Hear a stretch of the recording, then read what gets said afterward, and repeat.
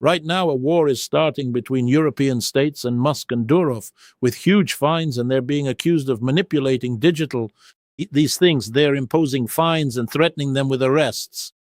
So, on one hand, we see digital monopolies that have real unchecked influence over electoral and economic processes, and they hold this monopoly because people go there. But on the other hand, there's the state, right? Is it clear so far? Yes. I see. The answer will be a philosophical one. Well, first of all, it's not really my field, but the answer will be philosophical. Every era that comes to an end has its own pros and cons, and it is perceived by the representatives of the next era in different ways. That is mostly with nostalgia.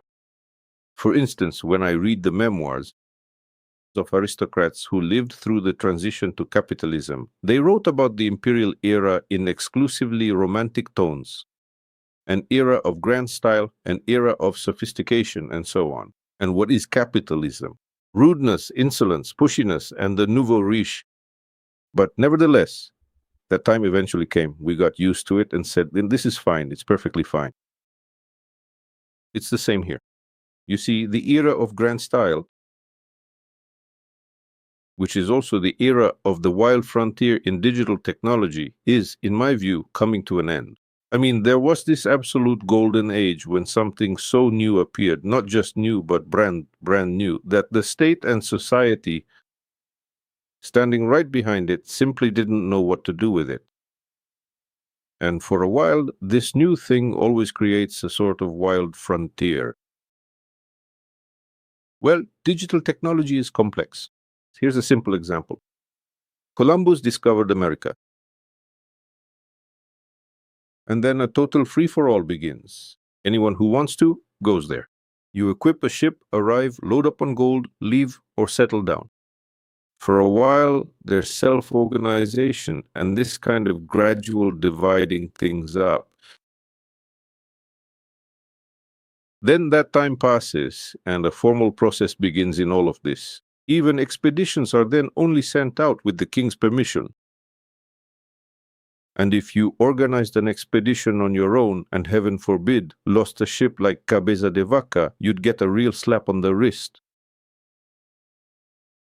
You see, then comes settlement, then self-organization. That's it. They've staked their claim, everything's settled, beautiful America, a land of, you could say, law upon law.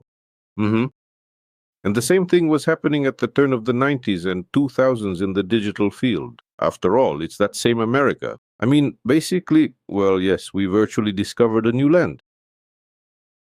A kind of digital city of Kitej.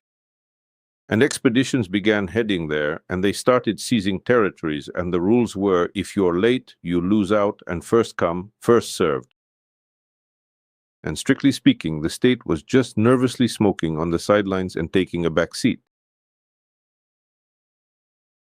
Were there any upsides to this? Colossal ones. Just as there were upsides for tough, gifted, adventurous, and strong natures during the era of the conquest of America.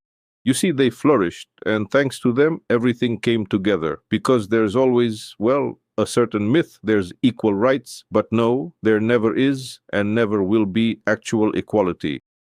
People differ in their will, their strength, their intellect, and everything else, but someone is always driving progress forward.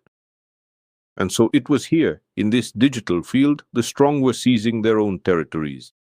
Probably something similar could, by the way, form on the moon or on Mars somewhere, sometime. We'll be like in Stanislaw Lem's stories, watching the colonization there. But now this is coming to an end. The state has finished its cigarette,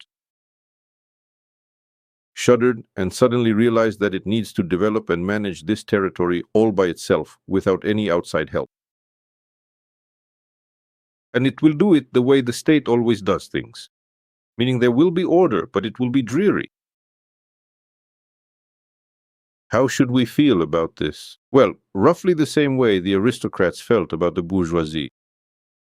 It's sickening. The grand style is leaving, beauty is leaving, freedom is leaving, so much is leaving, but it's leaving for good. This must be accepted. We must understand that's how it will be. So how do I feel? I feel sad about it, but I understand the inevitability of the process.